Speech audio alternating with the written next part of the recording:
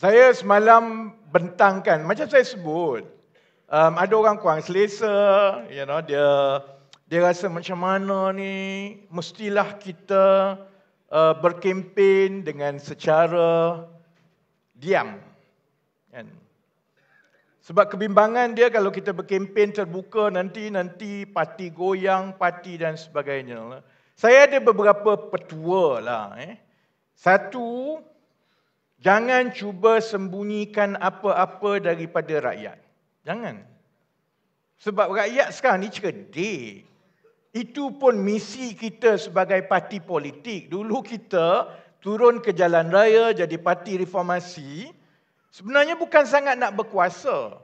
Sebab kalau saudara-saudari duduk di tempat saya, duduk macam tempat Amin dulu kan. Macam bila kita mula-mula turun, mula demo sebenarnya kan. Yang turun demo ramai-ramai tu bukannya niat dia nak jadi wakil rakyat pun. Risikonya cukup besar. Kena tangkap, hilang kerja, turun naik mahkamah. Kalau yang zaman awal-awal dulu, tahun 98, 99, hatta 2004 pun, sekali kena tangkap bila berdemonstrasi, kadang-kadang 5-6 tahun tak selesai kes mahkamah. Saya sebut tu sebab saya dapat mesej daripada seorang lagi calon daripada Kedah. Dia ni lawyer. Aku tak tahulah lawyer betul ke lawyer buruk. Aku tak tahulah kan. Dia lawyer lama tapi yang kalau orang lama tahu, zaman susah-susah dulu, lawyer ni lah yang tolong orang turun naik bila kena tangkap demonstrasi. Seperti biasa, Saiful Izam Ramli beritahu, dia pun nak bertanding MPP juga. Kan? Aku tak tahu dia kat mana. Orang berkempen susah payah, dia tak ada. Lepas tu dia nak suruh orang undi dia. Baik Maksudnya masa kita dulu-dulu, 20-15 tahun dulu, saya tak rasa sebahagian besar daripada yang bermula sebagai aktivis, bila dia turun, dia berkira-kira ni, aku turun berdemonstrasi ni untuk ambil selfie supaya aku boleh bertanding ketua cabang. Tak ada dulu tau macam tu. Dulu 2004, tahun 2000 masa awal-awal kan, 2007, tak ada orang nak bertanding ketua cabang. Separuh mati tak ada orang nak bertanding ketua cabang. Tapi ramai setiap kali buat demonstrasi ke, kalau ada pemilihan parti, kongres, dia tetap meriah dalam suasana kekeluargaan kerana pada masa itu kita tak ada ujian kuasa lagi. Masa itu sebahagian besar yang ada daripada yang berpendidikan tinggi, daripada yang kalau saya jumpa ni kadang-kadang aku tengok, ya Allah, korang ni tak ada kerja lain ke? 20 tahun dah aku tengok muka kau. Daripada demonstrasi, daripada ceramah, daripada kempen, muka tu je. Sebab apa? Sebab memang inilah keluarga dia daripada 25 tahun yang lepas. Sebab niatnya, saya tak rasa niatnya untuk dapat kuasa dulu. Niatnya ialah untuk kita berani berkata benar dan juga harapan kita bila kita berkata benar, maka akhirnya kita dapat menyumbang mencerdikkan rakyat. Rakyat yang cerdik, insya-Allah boleh buat pilihan yang betul. Rakyat buat pilihan yang betul, insya-Allah kita dapat kerajaan yang baik. Kerajaan yang baik, insya-Allah boleh jaga rakyat. Sebab itu kalau orang tanya saya, sekarang ni setiap hari macam-macam kenyataan media keluar lah. Oh, korang keluar kenyataan media hentam aku tak apa. Saya jawab dengan kempen terbuka, tak damai. Tak bolehlah macam tu, saudara-saudari. Janganlah susun daripada awal, keluar kenyataan media ini diarahkan satu-satu untuk memberi gambaran yang parti ini kononnya telah menolak timbalan presiden. Takkan saya nak duduk kat situ? Yalah, saya dah lah tua, botak. Kalau aku cantik, lawa, tak apalah juga aku duduk kat situ diam-diam kan.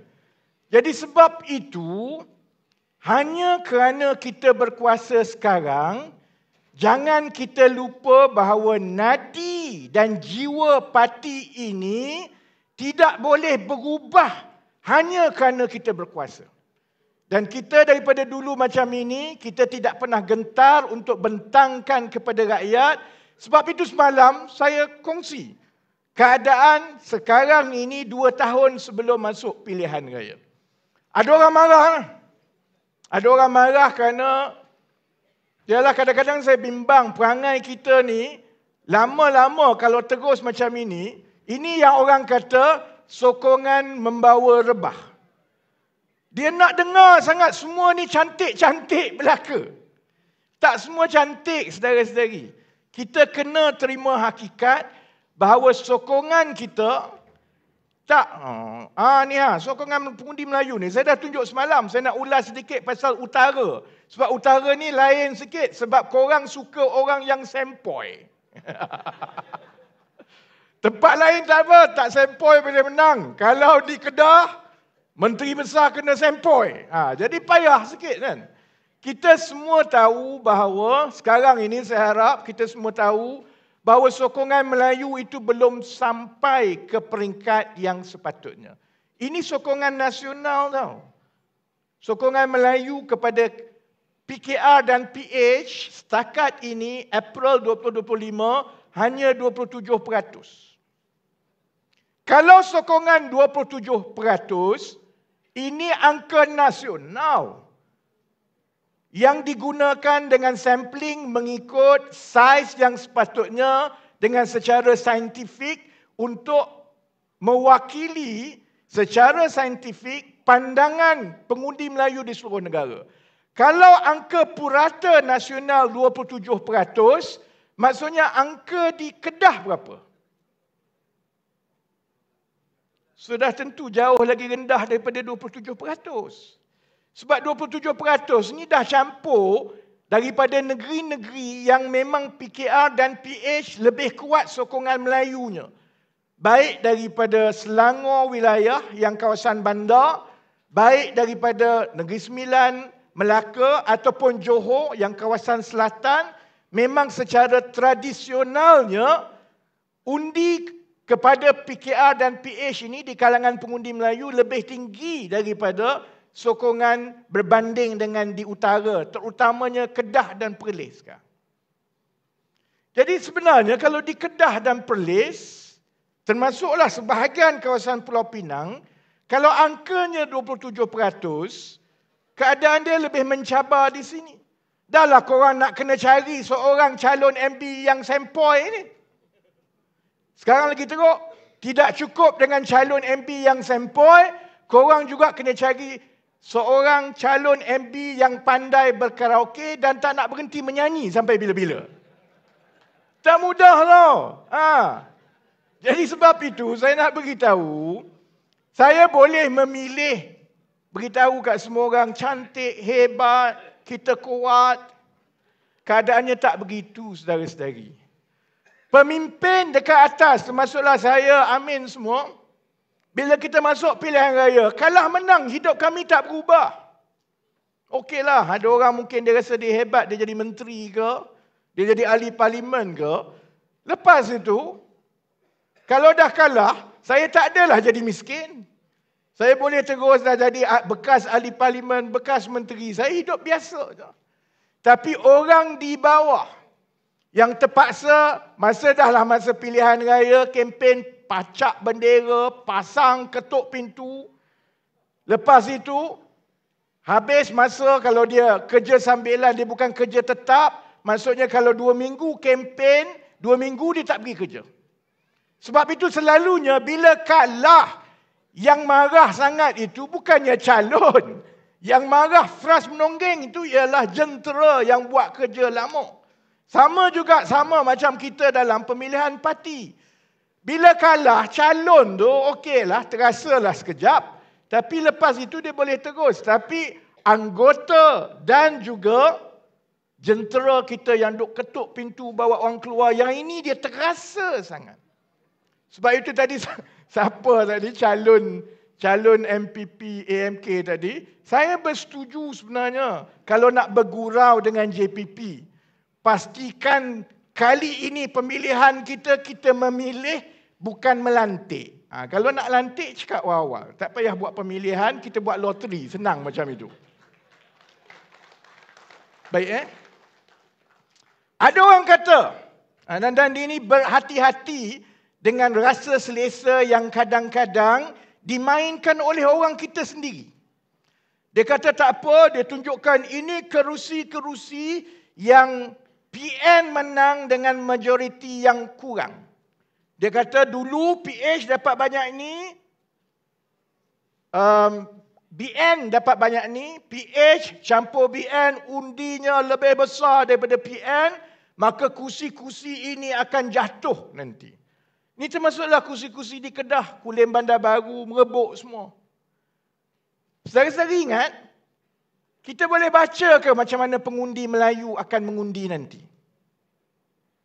Kalau tengok kepada beberapa siri pilihan raya kecil sebelum ini, kita dah ada banyak ni kan?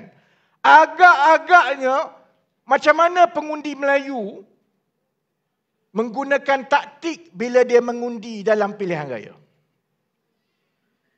Dia tak ada vote transfer, pertukaran undi yang jelas. Dia tak pindahkan undi.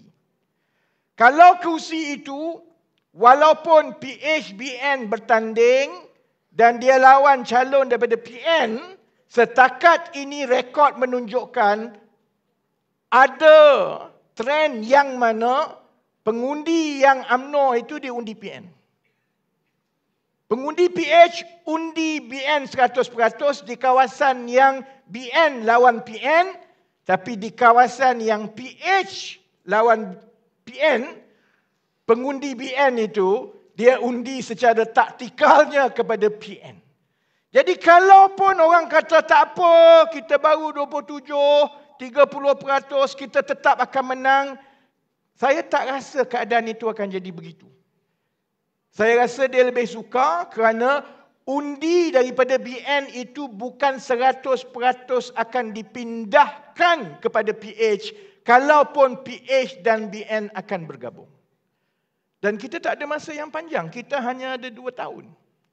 Dan kalau di kawasan lain, di Selangor ke, di Negeri Sembilan, bila kita berkempen, mungkin kita rasa seronok sedikit kerana kita masih lagi kerajaan. Hatta di negeri lain macam Perak atau Pulau Pinang pun paling kurang kita ada kursi yang banyak. Tapi saya faham sangat perasaan terutamanya orang Kedah. Daripada negeri yang kita ada 6 kursi parlimen. Kita ada berapa? 6-7 kursi DUN. Kita pernah pada satu ketika 2018, kursi paling banyak adalah PAS. Saya ingat kursi nombor 2 paling banyak selepas 2018 adalah PKR. Sekarang kita tinggal 2, kita tinggal Sidam dengan Bakarang. Jadi saya faham kalau saya jadi orang Kedah, saya patut bimbang dengan keadaan semasa. Dan yang ini tak boleh lagi. Adalah bila saya sebut yang ini, dia jadi liputan meluas lah. Yang itu satu lagi. Taktik berkempen. Ada orang tanya, kenapa ni kempen? Kalau Rafizi ni dia nak cakap dengan rakyat, semua media cover tahu semua. Saudara-saudari tahu tak betapa susahnya nak jadi bahan perbualan rakyat? Tak mudah tau. Selama ni yang jadi bahan perbualan rakyat adalah Sanusi karaoke tengah malam. Kita nak ubah daripada cerita Sanusi karaoke tengah malam ini supaya dia memberi tumpuan kepada kita tak mudah. Sekarang ini, oleh kerana tumpuan rakyat adalah kepada pemilihan PKR. Jadi rakyat bercakap pasal kita sebenarnya. Ada yang setuju, ada tak setuju, ada bimbang. Tapi percayalah, lebih baik rakyat bercakap mengenai kita daripada dia langsung tak peduli pasal kita.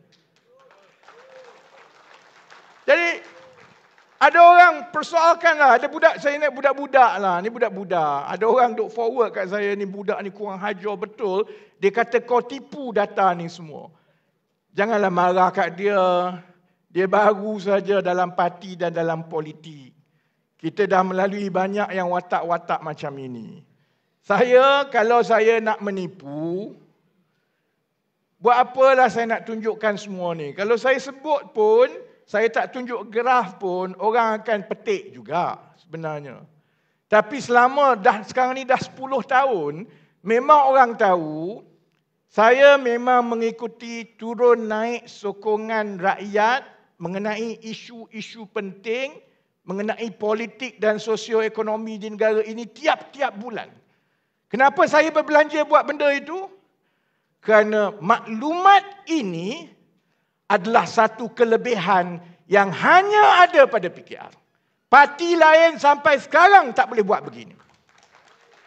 Oleh kerana memang betul saya berbelanja wang tiap-tiap bulan memastikan saya mengukur pandangan dan tahap sokongan rakyat yang itu membolehkan kita membaca dengan lebih awal supaya kita boleh mengalih strategi kita dengan lebih cepat. Sebab itu saya bagi contoh sebelum cerita China-India ni kan ini. Kenapa kalau tanya saya agak senyap pasal cerita politik 2 tahun yang lepas. Keluarlah cerita politik, orang bergaduh apa, saya tak jawab. Jangan sentuh pasal ekonomi, saya terus jawab. Kalau tengok kandungan saya, jarang sangat saya sentuh pasal politik. Semua saya sentuh mengenai ekonomi. Kerana saya tahu daripada awal tahun 2023, masa itu cabaran utama kita dengan rakyat adalah mengenai ekonomi. Kemarahan rakyat masa itu ialah dirasakan keadaan tidak jadi baik tiba-tiba dan ditakdirkan ada beberapa 2-3 perkara yang berlaku sebaik kita ambil alih kerajaan.